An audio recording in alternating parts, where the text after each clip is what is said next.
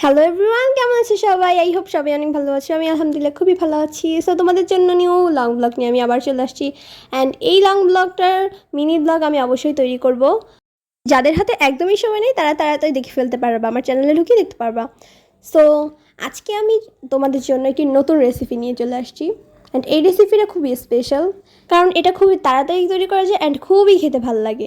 এজন্য চলো তোমাদের শিখিয়ে দিই এটা। তো ফার্স্টে আমরা কি করব, ময়দা নিয়ে নিব, তারপর হচ্ছে হলুদ, মরিচ, লবণ অ্যান্ড হচ্ছে জিরার গুঁড়ি। সামনে জিরার গুঁড়ি পাইছিলাম এই জন্য দিয়ে দিচ্ছি, তোমাদের চাইলে দিতে পারো, না দিলে দেওয়ার দরকার নেই। কিন্তু খুব ইজি একটা রেসিপি, তোমরা হাতের সামনে যা পাবা তাই দিয়ে কিন্তু এটা তৈরি করে ফেলতে পারবা। মানে বাসায় যেগুলো অ্যাভেলেবেল থাকে যে জিনিসপত্র ওইগুলো দিয়ে কিন্তু এটা বানিয়ে ফেলতে পারবা। সো রেসিপি ট্রাই করার আগে অবশ্যই আমার চ্যানেলটাকে একটা সাবস্ক্রাইব করে নিবা। অ্যান্ড আমার রেগুলার ভিডিও যারা দেখো অবশ্যই আমার চ্যানেলটাকে সাবস্ক্রাইব তো অবশ্যই থাকতে হবে। অ্যান্ড আমার চ্যানেলের ভিডিওতে লাইক, কমেন্ট অ্যান্ড শেয়ার করে দিবা। ও আরেকটা কথা, নিচের বেল আইকনটাকে কিন্তু অবশ্যই প্রেস করে রাখবা, তাহলে হবে কি আমি নতুন নতুন ভিডিও আপলোড দেওয়ার সাথে সাথে তোমাদের কাছে আগে আগে সেটা চলে যাবে। তো এবার কি করতে হবে, সবগুলোকে সুন্দর করে মিক্স করে নিতে হবে অ্যান্ড পানি দিয়ে তারপরে এটাকে গুলিয়ে নিবা, মিক্স করে নিবা সুন্দর করে, যাতে এটার দানা দানা টাইপ না থাকে, এটা পুরো মানে স্মুথ একটা টেক্সচার পরিণত হয়, এরকম করে গুলিয়ে নিতে হবে।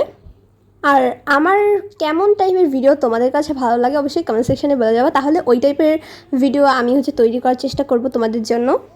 আর একটা জিনিস না আমি কিছুতেই বুঝতে পারি না, আমি যখনই গিয়ে ভিডিও করতে যাই তখনই কারেন্টটা চলে যায়, আল্লাহই জানে এটা কেন হয়, বাট আমি যখনই ভিডিও করতে যাই তখন এটা হয়। আর এরপরে কিন্তু তোমাদের টোস্টের গুঁড়ি করে নিতে হবে। যদি টোস্টের গুঁড়ি না করো তাহলে কিন্তু এই রেসিপিটা হবে না কখনো। তো ফার্স্টে গিয়ে আমাদের টোস্টের গুঁড়িটা করে নিতে হবে।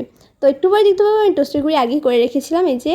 তো তারপর গিয়ে মাংসটাকে খুব সুন্দর করে কীরকম পিস করে নিতে হবে, মাংসটাকে যে বুকের মাংস থাকে না ওইটাকে গিয়ে খুব সুন্দর করে মানে চ্যাপটা করে কেটে নিতে হবে অ্যান্ড ধুয়ে নিতে হবে।